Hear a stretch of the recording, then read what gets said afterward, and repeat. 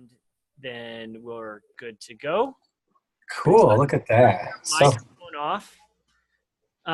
Just so like any ambient noise doesn't become Sure. And then at the end during the Q&A, you can turn the mic back on. All right, his mic is off. It's all you, Adam. and I'll just put a message out. So maybe you want to put this in the chat, Garrett. But if everybody has questions while I'm talking through things, they can put it in the chat, and I'll see it. That's a great idea. While it's going. If I can like segue into that quickly or save it for the end. Sure. Well, I think typing them out is good, and you can interact if you want to. You can, and then come back to it. Okay. Thanks, Chris. I put a slideshow, which I see some people have accessed. And so feel free to follow along. It's nothing fancy. It's just kind of my notes. So you can see what I'm talking about, and also so it helps me stay on task and allows me to show you some bullet points that I'm looking at. Sound good? Great. And Garrett, if you want to like go in a certain direction based on what your group, what you think about your group, just let me know. Okay. Well, sure. We'll see what happens, but I trust you 100%. Okay. So I am here to talk about live streaming. I'm in my little basement cubby studio. I just got done playing circus with my two girls, 2 and 5. And so I had one on my feet and one on my hands balancing them. So it's a little weird to come down here and start teaching. But I'm excited to try this out. This is brand new to me. But strangely enough, I also just started giving composition Skype lessons. And so I've been interfacing with different computer platforms and talking to people elsewhere. And it's been a lot of fun. Yeah, I'm going to interrupt you with my first question. Do you think there's overlap between teaching Skype lessons and the live streaming tech? Oh, yeah. Well, teaching lessons is pretty simple once you get like a Zoom or a Skype. But I think the familiarity with live video helps people accept it as a viable way to take lessons. Okay. Yeah. So if that can tie in terms of the actual tech, I don't know. At least you get video and audio and dealing with that. So it's some experience. Great. Just like what microphone am I using? Am I using my computer or the one I have set up? I don't know. Right. So yeah, today my goal is to, and this is all kind of an overview. It's part of a talk that I'll be giving in the future that I can't talk about yet because it's not officially confirmed. But it's going to be a short presentation on why we live stream, some benefits that I have pulled from actual statistics in popular culture, and case studies in classical music. So meaning the statistics from popular culture are actually stats being pulled that other organizations have compiled. And then case studies are just observations based on organizations that have done significant amounts of live streaming, and some of those concerns that people have with them. And then I'm going to follow that with some technical overviews. It's not going to get super high tech. It's more of things to think about and directions to go before you begin your own journey into live streaming, so you can consider the way to approach it, rather than just going out and buying everything you think you need and then realizing maybe you don't want all that. So here we go. So the opening slide there, feel free to follow along. My why live streaming, it's obviously that video content itself and video, just like this, is on the rise. It's been on the rise for a long time. You have YouTube, you have Facebook Live, we're streaming everything off the internet. And so live streaming is just another answer to that, especially in the contemporary classical music scene, because it allows us to experience performances, new techniques, really new, emerging composers without having to be in New York City or Chicago or one of the larger areas that maybe composers are getting noticed. So it allows people to tap into what you're doing or what somebody else is doing and to experience that. And although it's not a concert hall, at least be knowledgeable of that event that's going on, those styles and those sounds. And so it's a great way to inform yourself of your community and to engage with it. And as somebody who presents music and performances, live stream is just another portion of that. It's not a replacement for the concert hall at all. And I'll argue that anybody who is worried about ticket sales, losing ticket sales for live streaming, is just in a non-argument at this point. We can still have faith in the audiences that understand the value of live music in general. That's classical or pop or anything in between. People understand the difference, and they're not going to go watch a computer screen versus being in a hall.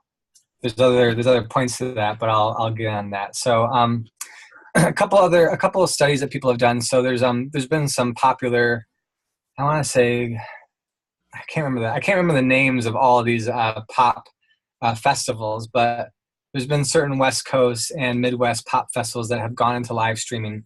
And other than having piles of marketing content for future festivals, they're creating a brand for themselves with their live stream videos that pulls in from around the world. Part of this is that they're creating, and you've heard of FOMO, right? The fear of missing out. They're essentially creating a bit of that by showing some of the stuff that is happening on the ground to the people who are not there. Hey, Ian. I didn't know Ian was part of this elite group. Ian is. Yeah, so at the ground floor. So Ian, we're talking about why live streaming. So I'll just keep barreling through and feel free to put questions in the chat. And so, live stream increases a brand awareness. It also increases a loyalty with your customers. So they feel like they can be a part of what you're offering without having to be there. Again, not replacing them actually being there, because the general rule of thumb that all organizations are experiencing, both pop festivals and classical music organizations, is that people who want to buy tickets will buy tickets. They're not going to exchange their computer screen for that. What happens is when they already have prior engagements, they know they're not coming. They know they can check in the live stream from wherever they're at and still be part of that community and be involved and feel like they're contributing to your efforts. I've experienced this firsthand with the Gilmore and with my friends who want to see my concerts from abroad. So increasing actual engagement is obviously part of it on my slide through the link that you can see there. And then sales. So how does it increase sales? Pretty much people that want to come see your events in the future. So by showing your current events on live stream of some kind of format, people might be more inclined to come see a live performance in the future and not miss what you're wanting to show next time. So at the bottom of the why live streaming slide, there's a little link that livestream.com produces. Obviously, they're trying to market their own product, but it's 62 stats that are pretty good, and they've done some good job compiling some information. So it's got a lot of information there. So really, it's propelling that idea of what you are, what your music's like, what the concert experience is like, and telling people, hey, come see me next time. But watch it for now for free and see what it's about. It's almost like testing it, almost like a sample at the store before you buy the whole thing. So it's been working pretty well, I would say. And yeah. Well, I didn't actually mean to interrupt you. I was actually saying, "Whoa!" I'm a light bulb. But since I'm talking, I was just listening to some business talking head today in an interview, and he was talking about the sample as a way to reduce risk in customers to incite purchase. And so this is really risk reduction. Yeah. Is one way absolutely. to think of it. Yeah.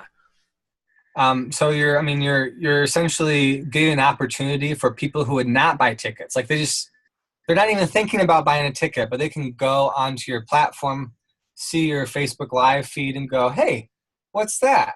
And then all of a sudden they have a conversation to start. Whereas before there was no conversation.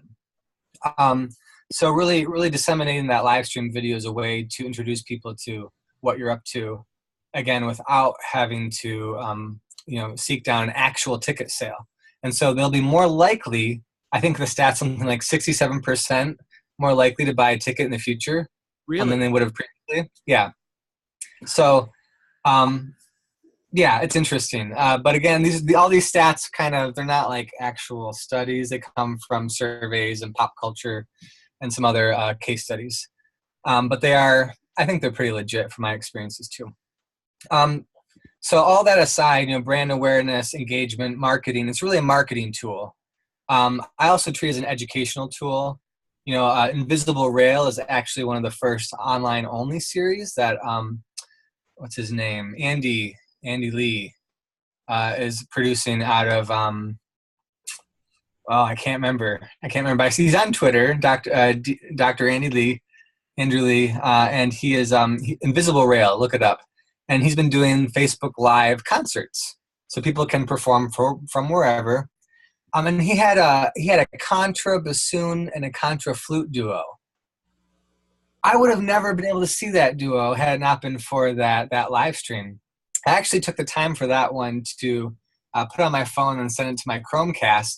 I turned my subwoofer on. I was like, oh yeah, there it is. And I actually found the frequencies. I was surprised because I was like, streaming's going to compress it. But it was really cool to see that experience of those two instruments playing, even for the few minutes I had to chime in. So that's one of the benefits. On my side, you'll see a big but, and that is quality has to be good. And so this comes from a marketing and a business perspective, and that when the quality is bad, it automatically turns people off about the reputation of your product. So there's a certain amount of forgiveness with live stream connections, but if the basic video looks bad, it's not going to be good. If the basic audio, and this is where it comes into classical music and contemporary classical, if the audio is bad too, then there's also a turnoff, I think, for people. Because they go, wait a second, that's not what a piano sounds like. Well, that sounds really weird. Why does it sound so weird? Or it's not loud enough, I got all these comments early on when I first started doing it years ago, and they're like, something was wrong. I'm like, yeah, I know. So the quality is really important, and it's not hard to get good quality. Today, it's very easy to do so. So that's part of what I'm going to quickly talk about today. So I'll go on to the next slide if you're following along the link. Technical things aside, the first thing you need to do, Ian says, you've seen remarkably good feeds done with just an iPhone. Yeah, that's where you start. Can you repost that link, Garrett? Yep. For the slides? Yep. Yeah, so on slide 3, just hosting your live stream. So, it's obvious for some people, but figuring out where you want to host the stream. Is it going to be Facebook Live through an artist page or a personal page? Your YouTube channel, Periscope, and Twitter. Those are 3 platforms you can do from your phone. It's kind of important. I always say just pick one that has your strongest base and that people are going to be notified about. So if you've been really developing your YouTube channel and you have subscribers, they will be notified of live content. But if you find a lot of people are on Facebook looking at your stuff, Facebook Live is still an algorithm that's boosted through Facebook. I don't know for how long, but they're always changing things. But Facebook Live is still very important. And then there's Twitter community too. I don't see as much live on Twitter, but it's definitely there through the Periscope. And that's one thing I have not streamed to. So technically I don't know how it works, but I know it can be done through the phone. And then the fourth option is paid platforms like livestream.com, which is what I use for work. That's expensive, but there's benefits to that. And there's also other paid streaming platforms that can do more than the simple connection to social media. So the biggest thing about hosting is how is my audience going to be able to find it, and what's the easiest way they can find it? That is, who's most active, how many people do I have active on that hosting site, and then how will they find out, how will they be notified? So making sure you can easily paste a link, all of those which you can do. You can paste a link in advance most of the time, or paste a link while you're live. And some of that's pretty straightforward. So again, reaching your audience, how am I going to do it? Knowing where I want to post it will allow me to figure out how to stream to it. The fourth slide is just getting into a little bit of tech. So streaming from your smartphone. I have a little iPhone SE. It's tiny. I love it. But it's got all the capabilities of, I think the 6 or something, the 6 or 7. And so the video quality for the iPhone is good enough. The video quality for most Android phones, I would assume, is good enough. It's only getting better. the newer the phone you have, probably the better camera it has. I always use the front camera because they're always, high resolution, but that is perfectly fine for video streaming. Like Ian said in the chat, it's remarkably good. I think all of the Invisible Rail series that I saw were done on an iPhone. Nothing wrong with the visuals. So the one aspect of that, and I should have brought it down, but I have an iPhone clip, and you can just look at music websites like Sweetwater's or Musician's Friend, and you can find iPhone clips. IK Multimedia makes some really nice ones, and they can mount to mic stands or any other stand. And so I get a nice mic boom stand and an iPhone clip, and I just mount that phone up to where it's a wide angle video, and I set it close to my subjects so that it's not super far away. Because you think about live videos, most of the successful ones, at least in the business world, they're not these big, vast scenes. They're up close and personal. They're somebody really boxed in with their face, kind of shoulders at best, just like you see me on the screen. And they're not going to be too distant from the subject like you might be at a large concert. So I always say get that camera close. People are used to seeing mic stands and microphones in front of the stage of a performance. It's not too bad, and it's not very big profile to put an iPhone, thanks Garrett, to put an iPhone on a mic stand and have it close to the event. I actually do this method just with my phone for my education events at the Gilmore that I don't want to have a big production for. I just set the iPhone to the Facebook page, and parents who aren't able to make it or family from near and far can watch their kids play piano. And I keep it as close as I can. So video is good enough, but as my slide says, audio is not good enough. This is not to deter you from trying it out on the audio of the iPhone. Depending on the acoustics of the venue and how everything sounds, it might not be a big deal. It's worth testing if you have time to test. But if you want to be super extra sure that your audio is good, get an external audio device. And so I don't know how tech savvy all of the people involved are, Chris and Ian, or others that might watch this in the future. But feel free to chime in if you're like, oh yeah, I know all that stuff. But if you know how to record with a microphone, you can probably figure out an iPhone microphone. And so there's really two ways to get an external mic that plugs directly in to the phone. And actually, I might have to pop upstairs. I have one upstairs if you wanted to see one. I just put the link for the mic you recommended in the interview. Perfect. Thanks, Garrett. MV88, right? Yeah, so that's been working pretty well. It's not, I've tried it in most scenarios. And I like it so far. But there's other options out there, mics that plug directly into the phone. It could be, a phone port. I find the iPhone one to be pretty useful. I'm a little worried for when they decide to change to the next newest, greatest connection, but we'll see. For the 120 I spent, it's a really nice mic and it's stereo. So I always stress that too. Definitely take a moment to look and make sure that you have a stereo input. The other option other than a microphone, and there's also different mic versions, not just for iPhone, but for USB ports. But the other option is to get an external audio device. And that's something that can put an audio signal into a mobile device and allow you to plug microphones directly into it. So there's a few more steps involved. It's not as much low profile, but you can definitely run some wires to the external device. And did I talk about any of those, Garrett? Do you have those links? We actually didn't talk about it, but I'm familiar. Like IK Multimedia makes an interface for iPhones and iPads. This is a really simple. I think it might only have one input, but it allows you to put a high quality mic. Well, this is why it's stressed too. Is really get a 2 input if you can. Sure. Again, I always assume that most people will not be listening just on their phone. But if you have the consumers who are watching on a TV or a device that has slightly better speakers, having that stereo sound is better. In addition to preserving the video, so like once you pull the video off of your platform, you have it for record keeping of your compositions or your music, and you really want a stereo image sound. So you really want 2 inputs. I know the PreSonus i2, ITWO, and then the Tascam IXR are 2 versions of that. I think that's what they're called. I haven't tested them out myself, but I've been talking to a few tech guys that I buy a lot of stuff from at Sweetwater's, and so they've been helping me out. But they're always making new ones because mobile technology is always changing. But having something to attach your own stereo pair of microphones to, if you're familiar with the ORTF style, so two small condenser diaphragms, spread about ears width apart, face them at your subjects, it's going to be the most natural sound, and it won't sound like somebody's compressing this giant thing through a device into a mono signal. It's going to actually sound, especially with headphones on, like you're in the room as much as possible. And that's our goal, is to have a really clean stereo image so that we feel like we're just listening in the room to the video. And I find that most of my favorite videos sound like that.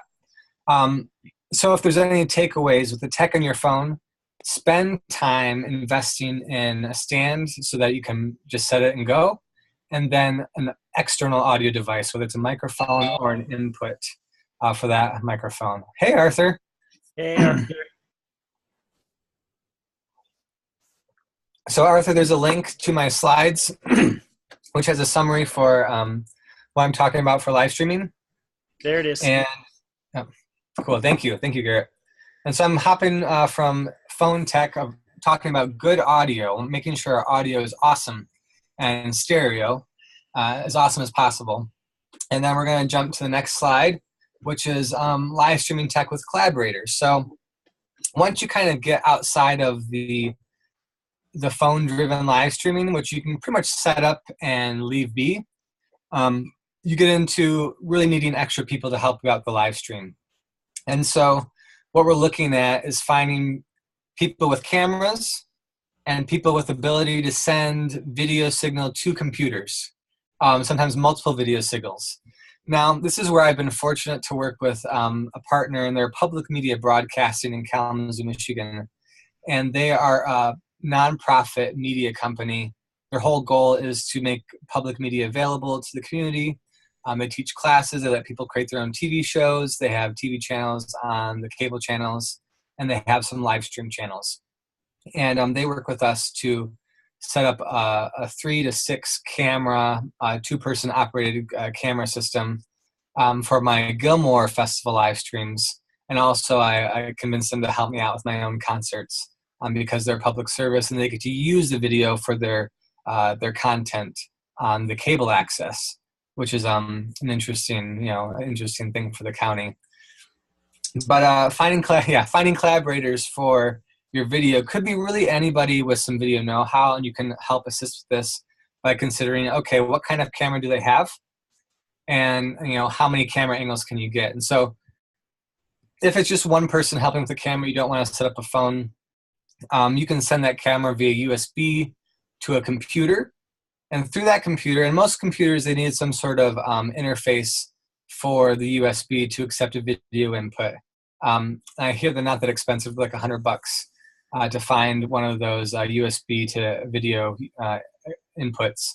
I'm not an expert on that because I've never had to do that myself, but I'm sure it's not far down the line.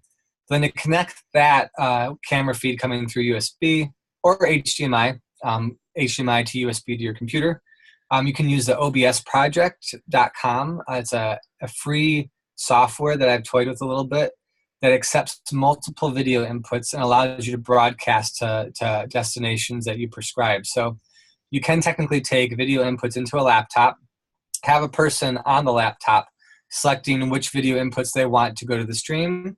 You can select a stream destination on OBS, well, like your Facebook Live page or YouTube, and it's not that difficult. Just have to read a few articles or talk to a friend who's good with computers if you're not, and then you can handle a stream to your hosting platforms.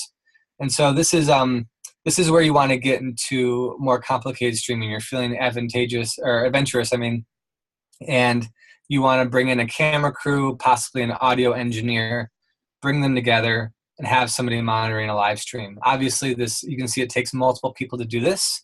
And it's kind of, for me, it's kind of the next step of live streaming, even though it's a big step, right? Because you go from just you and your phones not having to touch it to needing at least a camera person, probably an audio person, unless the camera person has a nice, simple stereo or TF pair. And then somebody manning the live stream to make sure it's going from the computer to your online platform. Now, so I'm just kind of burning through these ideas. In terms of finding collaborators, like who do you know that does video? What can you do for them if they're a company or a small video company?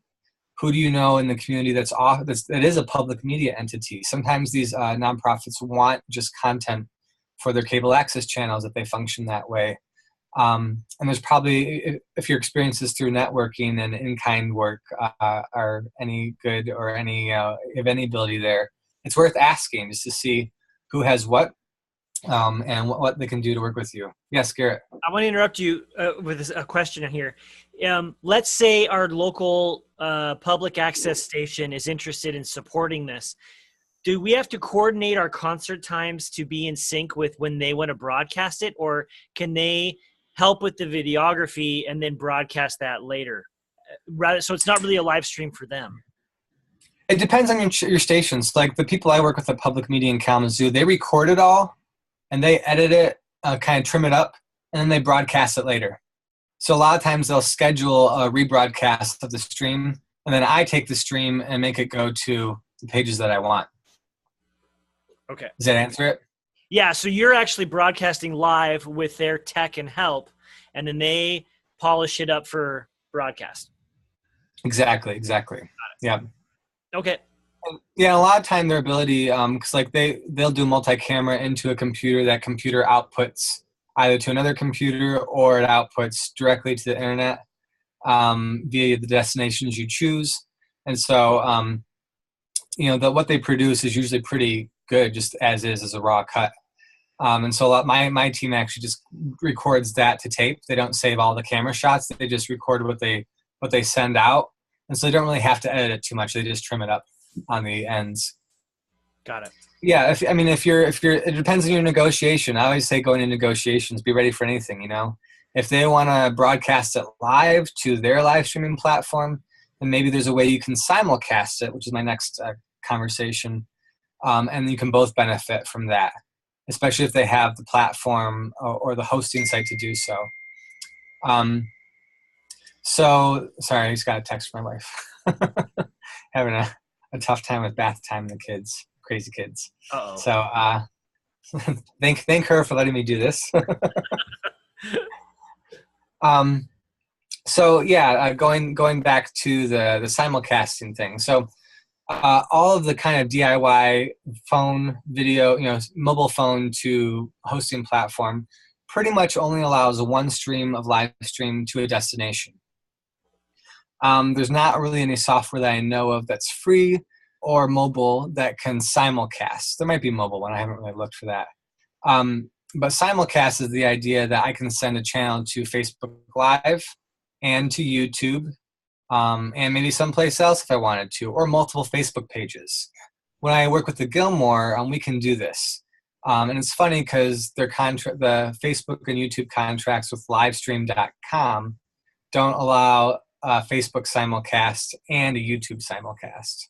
It's actually just something about it, or it's something like that. They just don't allow them at the same time. So I find that very interesting. There are workarounds though. But the idea that your videos in multiple places or multiple Facebook pages is always a great thing, since more exposure, more people watching. But if you're doing it yourself, most of the time you can't. If you're able to have a hosting platform like Livestream, which is expensive, you can simulcast. And so that's the benefit of working with an organization that has a subscription or something like that. There are also cheaper versions of software that you buy for like $600 that can simulcast for you. I can look those up afterwards. I have them written down somewhere. And they're kind of like a one-time purchase. But you'd have to simulcast from a computer. So you have to send your video to the computer and then simulcast from there. So I usually don't worry too much about that until I'm getting into bigger productions.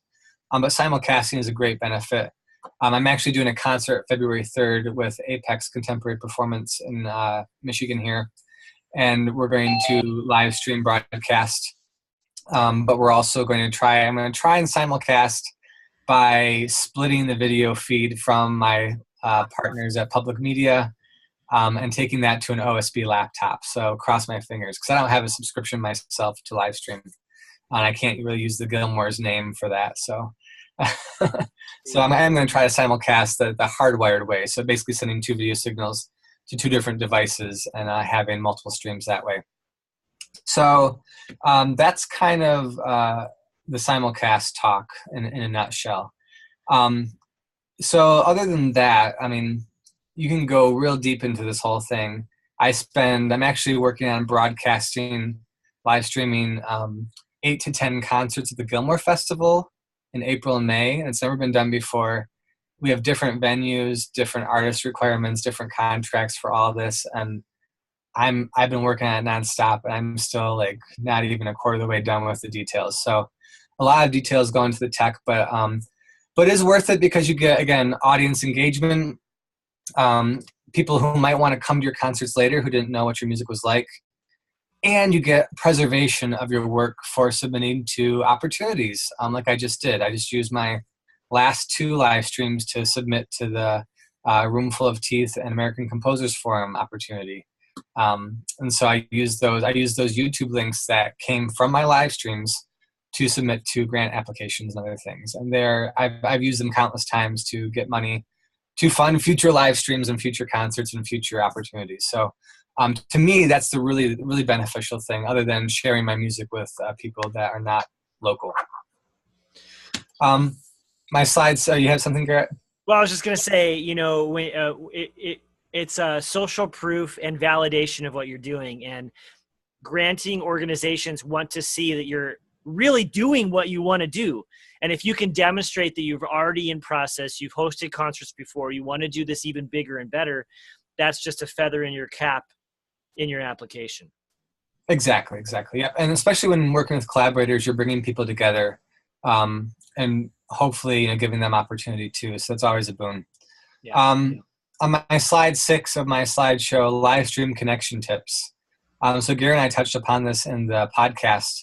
But the biggest one, well, I always go with testing my equipment first. So the devices I'm going to use, if they're mine, like a phone, I just make sure it sounds good. I record video on my phone, make sure I'm actually inputting the mic, because on mobile phones, you have to have a mobile audio device or an iOS or an Android-driven audio device to override the microphone on the device itself. So even though my iPhone has a headphone jack, if I plug an 1/8-inch stereo feed into that, it's not going to accept it as a microphone because it's not iOS driven. So it has to be specific to iOS to overtake the audio, or the Lightning port for that matter. So I can't just make sure the connections fit and then send an audio that way. I've tried, it doesn't work. So an iOS device is really important, or an Android device that sends audio to override the phone audio. Once that's set, and you've recorded a video and you're like, wow, this audio sounds so much better than my internal microphone on my phone, then you can test the internet connection. So the venue you're at, making sure if it's Wi-Fi, that it's a strong Wi-Fi. I always go to the tech people if they don't know. Or if I'm on my phone, I'll just try a live stream test and see what it does. And just talk to people on my page, or do like something silly and then delete it afterwards, just to make sure that you're not going to get booted off. You don't have to have a login account. The bandwidth is big enough, and then it's a stable connection. Some guest connections, they reset every 30 minutes. You don't want that in a 2-hour concert. So really, really being in touch with those tech people. When I do my K-College show, I'm going to be live streaming that. I have to get public media connected with their IT team so that they can plug an Ethernet cable into their TriCaster computer and have a login access. They're not booted off the K-College internet. It's very important, otherwise you'll be bummed. And then testing the stream with your hosting site. So making sure that it is connecting, it's posting to where you want it to go, and it looks the way you want it to look. It's important to do it, even if people see it and like, why are you live? Why are you broadcasting some guy walking around on the stage clapping or something? It's where people are used to it. It's important to do. You should do it, especially if you're not like a professional videographer. Then it's really important to do that. So, yeah. And then let's see, audio tips. So, trying to keep this short and sweet. So for video, like I said before, because we're dealing with computers and mobile devices, you don't know where people are going to be watching. I always say I like to have a tighter shot rather than a full shot of the hall. So even if your cameras are far back and you have like a crew, try and get tighter angles. If it's just your phone, take it up to the middle of the auditorium or slightly to the side. Have it practically on stage and get that performer really in a nice square spot so that you feel like you're at a concert looking at them. Not that you feel like you're in the back of the hall. This will also make the audio better if you're going to be proximity to that music. Obviously, if you have a larger group, you're going to need to be further back to catch them all, and thus the audio is also going to be better mixed. So it works both ways for just a simple phone and mic connection. And then for audio, just to reiterate that having good audio is key for us as musicians who like to listen to things that sound good. Having something that does sound good is in stereo. So whether it's a stereo mic or an audio interface, like an iOS interface or an Android interface, that is 2-channel. They're harder to find than you think. Many of them are only 1 channel, but having a 2-channel is really important. And then again, if you're experienced in audio, just testing your input of that device, making sure your gain is at not too low to where it's quiet, but not too high to where that you're overriding the microphone and causing those digital distortions, which cannot be repaired. And that's more of like an audio tip if you've never dealt with audio. But I'm sure most of us have, because it's just the life of being a composer these days. So that's pretty much my chat. I'm open for questions and getting to specifics if you want. Sure. Let's do this. So everyone who's on the call, you should notice that if you click on the bottom where it says participants, bottom of the screen, a list will pop up on the side with everyone who's here. And I think you have the option where it says raise hand. And if you raise your hand and you want to ask Adam a question, I can turn on your video and your audio and we can bring you into the call and you can chat with Adam. So while you're thinking about if you want to raise your hand, I'm going to ask Adam a question. Okay, so you gave us a handful of platforms that we can do live streaming on. So does it matter, like, should we choose the platform where most of our audience already is engaging with us? For instance, if everyone I'm talking to is on Facebook, do I want to take them over to Periscope or YouTube? Here's something to think about too. So, I mean, obviously we want maximum reach for this because in its essence, live streaming is a marketing tool, I believe. People who really want to watch your live stream, they'll tune in for a period of time, but I've yet to see any stat that says somebody watched the whole show. It really happens. Actually, no, it has happened at the Gilmore. One guy told me he had it on his iPad while he was cooking, and he loved it. And he was like in a different city somewhere. And I was like, that's cool. That's cool. But it's not likely or common. So that being said, if you don't have like a good YouTube channel, maybe you want to start one, you can live stream to YouTube and then you can post that link to Facebook, but it's not going to engage the algorithm on Facebook as much as it would a live stream on Facebook, right? And so there's something to think about there. It really depends on what you want to do. The nice thing about like a YouTube hosting is that YouTube's more of like I'm going to sit down and watch for a longer period of time because they actually have to go somewhere else to watch it. Whereas Facebook Live kind of pops up and people go, oh, you're live. I'm going to watch it for a little bit of time and then move on because you're just Facebook people scroll, you know. I'm assuming Twitter is similar, but I haven't seen the actual stats on Twitter watch time. Actual stats from Gilmore shows. We embed the streaming video, and you can do this too through Facebook, I believe, and YouTube's a little bit easier to embed, but you can embed videos into a website. But live stream, we embed that video onto our Gilmore website. We also Facebook Live it. The Facebook average watch time is 1 minute. 1 minute Facebook average watch time. The live streams, like watching from the Gilmore's website or livestream.com, is 25 minutes average watch time. So you can see people who really want to go watch something will actually go to a place. Whereas if you're trying to market and you just want to get the word out there that you're live and that you're doing music stuff, you know, Facebook's good for that. So that being said, I'm going to try and do both my next concert, but I might just stick to YouTube personally because I like the idea of hosting a stream there. It stays on there as a YouTube video if you want it to, and people can watch it again. And you can boost your YouTube channel that way. So, And it seems like once someone's clicked on it and they've made the choice to go there, they're going to be more engaged in the watching. Yeah. That's my guess from the stats that I've experienced. Sure. Does anyone want to ask a question? Jump on. I can't see that anyone's raised their hand. I see Ian has a nice question about, or has a nice comment about Max Keenly's side. I don't know the guy, but does live streams and in his living room people watch. So yeah, it's right. cool. Ian, I just sent you an invite. There he is. Yeah, I got video now. Cool. Hey, I'm curious, in your opinion, is it tacky to do like commercial spots as a live things like, hey, here's this new product that I just made. Everybody take a look at it, and now go and buy the thing. Like, is that tacky? Most of my talk is talking about concerts. So in terms of being, going live just to sell stuff, I've actually done that with my wife's business. She sells women's clothing. So people go on there to shop. So it really depends on trying something and seeing if it engages people or not. Some people just like watching random things, And so if you're trying to talk about a new project, why not? Why not try it? That's my thought on it. From a professional standpoint, if you're just trying to promote concerts and your music, I usually stick to the concert experience unless you have like a polished commercial to insert via like a video platform. But if you're just going informally on Facebook Live and you want to talk about a project you've done, tell people where to go to find it, why not try it? Yeah, it'd be fun. Yeah, like when the box of CDs shows up and it's like, hey, they're here, unboxing video, everybody check it out. Now go and buy it. I'm thinking that's probably where I'm going to do most of my live work.